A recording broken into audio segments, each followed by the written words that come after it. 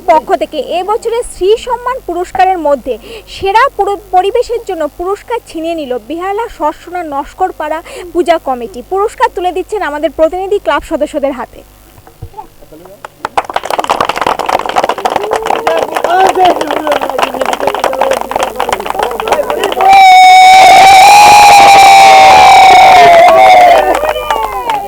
নাম শঙ্কর প্রসাদ।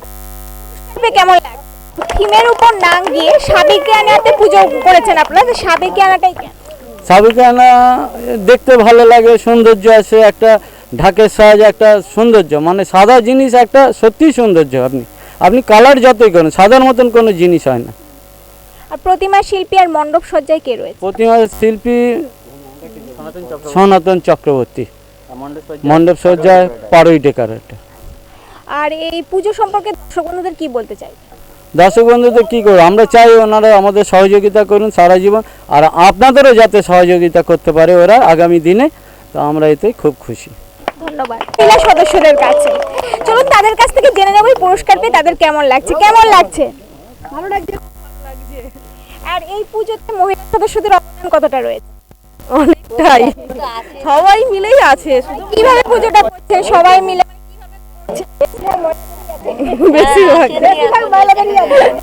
পাড়ার মধ্যে পুজো হচ্ছে, তাই জন্য। ধন্যবাদ।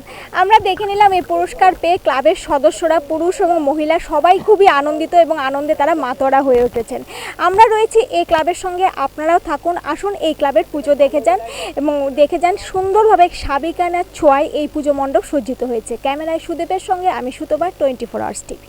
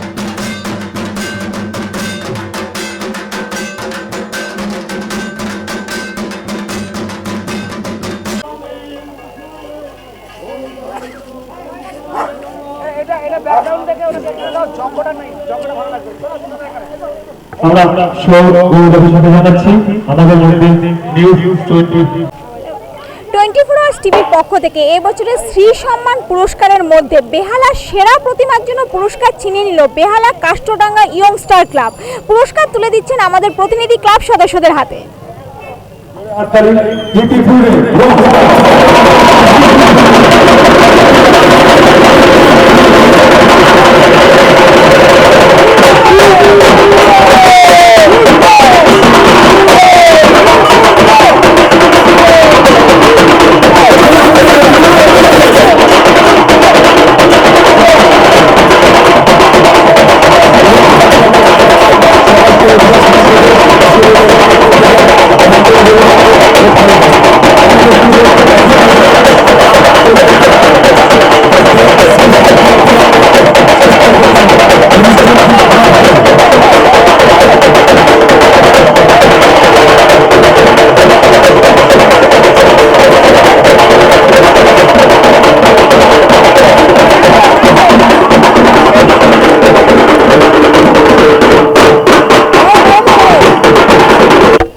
দেখে নিলাম সেরা প্রতিমার পুরস্কার পেয়ে ক্লাবের সদস্যরা আনন্দে একদম মাতোয়ারা হয়ে উঠেছেন।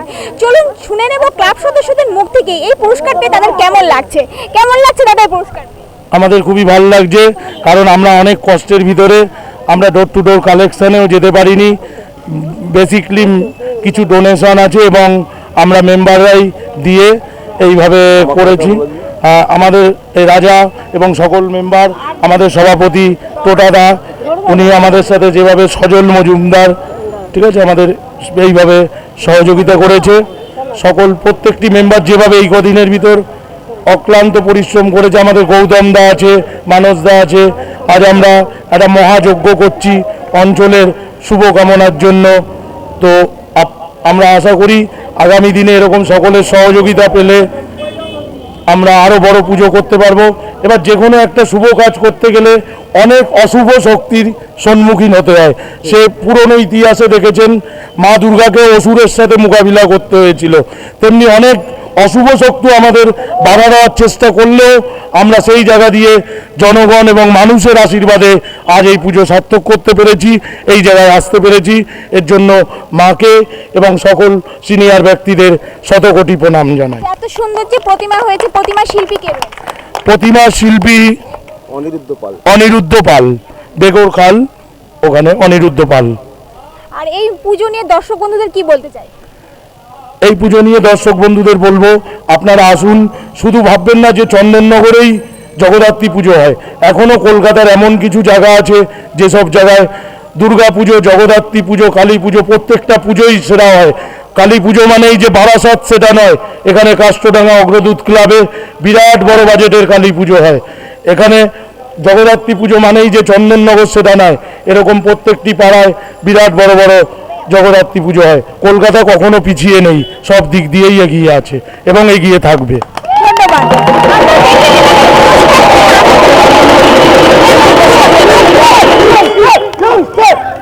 আমাদের সঙ্গে রয়েছে ক্লাবের কিছু মহিলা সদস্য। চলুন তাদের মুখ থেকে জেনে নেব এই পুরস্কার পেয়ে তাদের কেমন লাগছে।